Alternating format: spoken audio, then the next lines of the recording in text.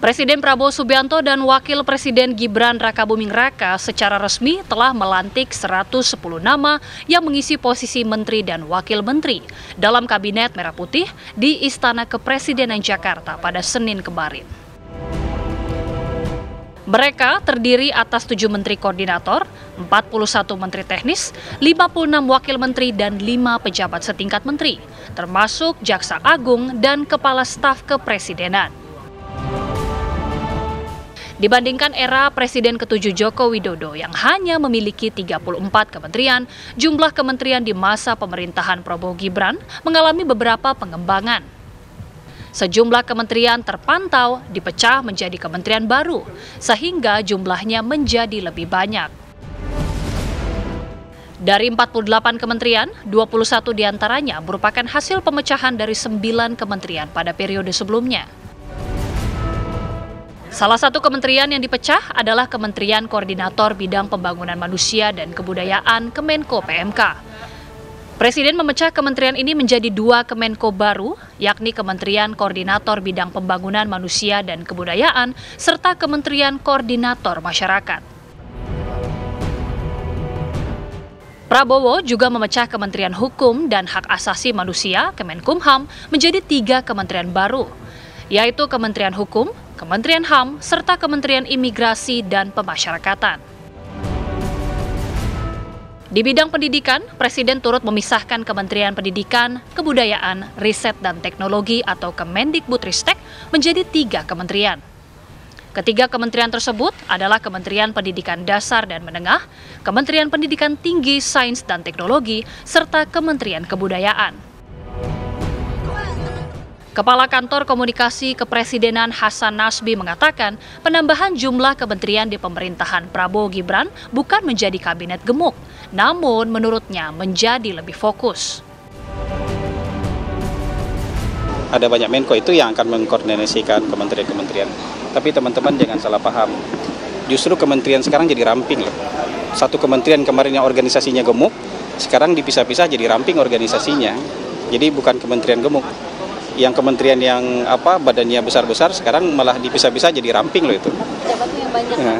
Iya, tapi kan itu konsekuensi. Kementerian kan harus ada yang memimpin, harus ada yang mengendalikan kementerian itu.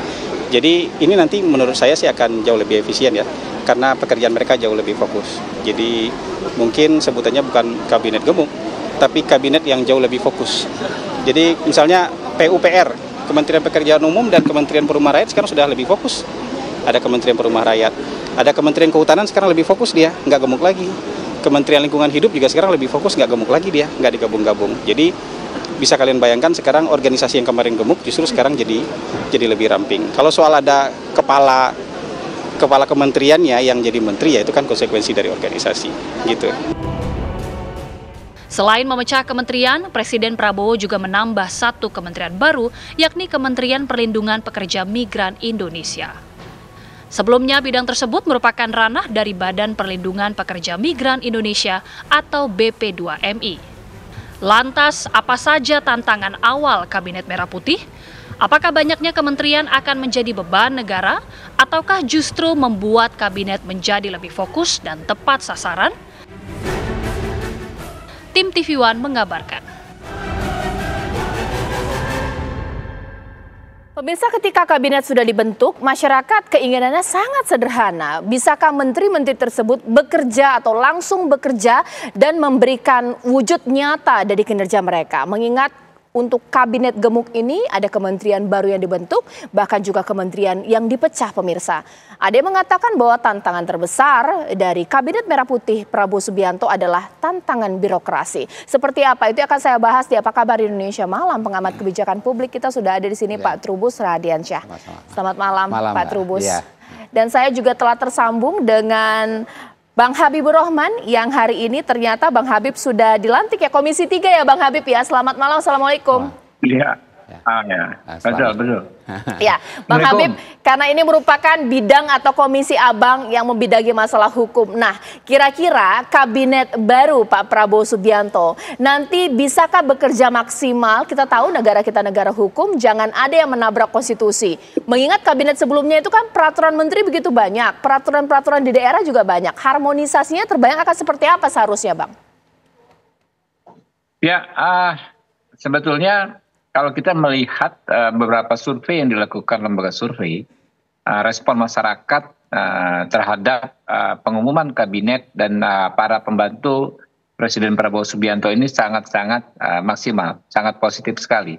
Sampai tingkat kepuasannya menyentuh angka lebih dari 84%, rata-rata begitu. Ini kita syukuri karena masyarakat sepertinya memahami betul apa yang disampaikan baik oleh Pak Prabowo maupun para juru bicara, apakah juru bicara Partai Gerindra, apakah pihak dari pemerintahan ya eksekutif, bahwa kabinet ini tidak dapat dikatakan gemuk, tapi memang kabinet yang lebih fokus. Dan justru ini untuk merespon apa yang sering kita rumuskan dalam evaluasi 5 tahun terakhir. Kita ini kan sebagai bangsa harus terus mengevaluasi diri. Bukan persoalan siapa yang mau jabat sebelumnya, tapi makin ke depan kita mengecek ya apa yang kurang bagus, apa yang kurang lengkap, itu lalu kita perbaiki dan kita lengkapi. Di antaranya misalnya terlalu gemuknya struktur kementerian-kementerian di pemerintahan sebelumnya. Di Komisi 3 nih tempat saya duduk saat ini, saya duduk di kursi ketua Komisi 3. Selama 5 tahun selalu dikeluhkan soal Kemenkumham yang terlalu banyak dirjen yang kerjanya itu nggak relate satu sama lain. Misalnya Dirjen Administrasi Hukum Umum itu nggak ada kaitannya dengan Dirjen Pemasyarakatan, ya. Dirjen Peraturan Pemerintahan, ya, PP, nggak ada kaitannya dengan Dirjen Imigrasi. Nah sekarang tambah lagi ada Dirjen HAM. Kemenkumham waktu itu nomenklaturnya orang taunya cuma Kemenkum karena HAM-nya itu dilupakan. Nggak pernah dibicarakan, apalagi digarap secara serius. Nah sekarang dibikin fokus, bahkan ya kita menjadi salah satu dari sedikit negara di dunia yang memiliki Kementerian HAM secara khusus. Ya, ini mendapat apresiasi juga dari para penegak HAM, aktivis penegak HAM internasional, bahwa kita concern ya terhadap persoalan-persoalan HAM, sampai-sampai ada kementerian yang mengurusi khusus soal HAM. Ini kan memutus rantai birokrasi. Kalau kemarin ya 2 periode orang lupa. Tahu ingatnya namanya Kemenkumham, tapi praktiknya hanya Kemenkum. Rapat-rapat di komisi-komisi juga begitu kemarin. Nah, sekarang sudah fokus ya. Kementerian-kementerian lain juga, lalu ada dibentuk badan-badan baru juga yang memang fokus ngurusin, misalnya nanti ada badan haji dan lain sebagainya. Ini justru merespon keluhan panjangnya rantai birokrasi ya yang banyak kami juga dengar dalam rapat-rapat di Dewan Perwakilan Rakyat ini, sehingga kami yakin dengan struktur yang banyak yang baru ini ditambah lagi semangat ya baik dari Pak Prabowo maupun para pembantunya untuk all out segera melayani, kami yakin ke depan kerja-kerja melayani rakyat akan semakin maksimal. Contoh hari ini Mbak Caca, ya baru 2 hari Pak Prabowo dilantik sudah keluar penetapan tentang kenaikan tunjangan untuk kesejahteraan hakim. Ingat beberapa hari yang lalu, ya beberapa minggu yang lalu, ketika Pak Prabowo belum dilantik ada RDPU. Kami menjerap aspirasi dari para hakim yang mengeluhkan soal kesejahteraannya.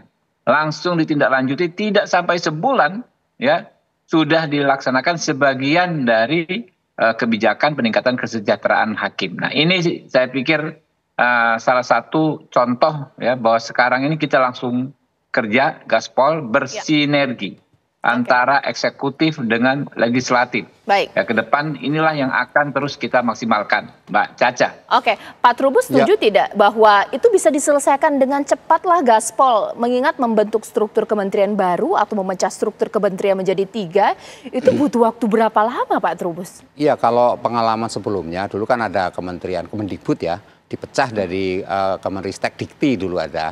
ternyata itu butuh proses hampir 1 tahun untuk penyesuaiannya gitu. Artinya tidak secepat yang dibayangkan. Nah kemudian kementerian itu karena nggak efektif, akhirnya dikembalikan lagi jadi Kemendikbudristek lah namanya itu, jadi satu lagi.